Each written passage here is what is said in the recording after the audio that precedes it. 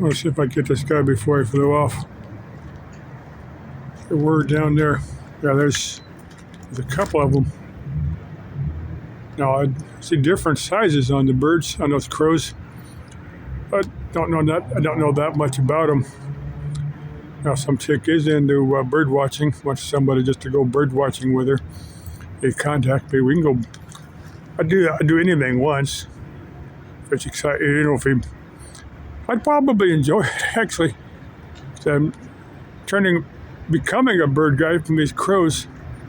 Watching crows and watching ducks. So I spend most of my life dealing with pigeons.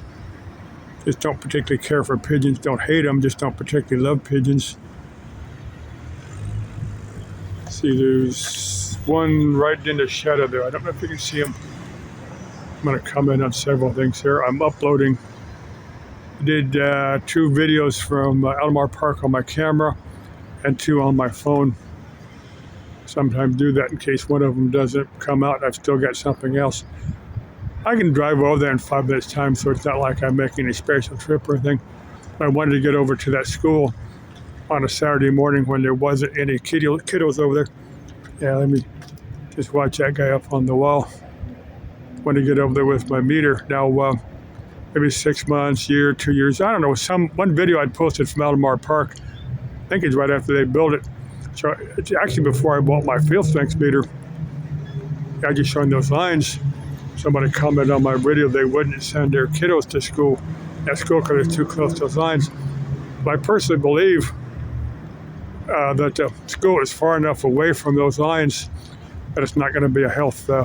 I'm not sure how serious a health problem actually living close to those lines, under those lines would be. And I have made a video or 2 actually asking other people. Let me swing you down to the strata down there. I'll give you 360 here from this Sam's Club parking lot. I'm asking anyone that may know. Of course, people may have their own personal opinion, even people educated, in medical, or dangers of exposure to electromagnetic radiation. Now, much, much higher levels like X-rays. Now, X-ray is a form of electromagnetic radiation. It's above visible light. Visible light is actually electromagnetic radiation, just of a particular frequency that we can see. I do know a little bit about this type of thing. Electromagnetic radio spectrum and RF, and you get into cosmic rays and light and X-rays, infrared, ultraviolet. They're all forms of electromagnetic radiation.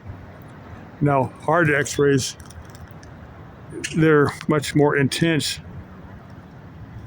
They will damage your DNA and stuff. So, what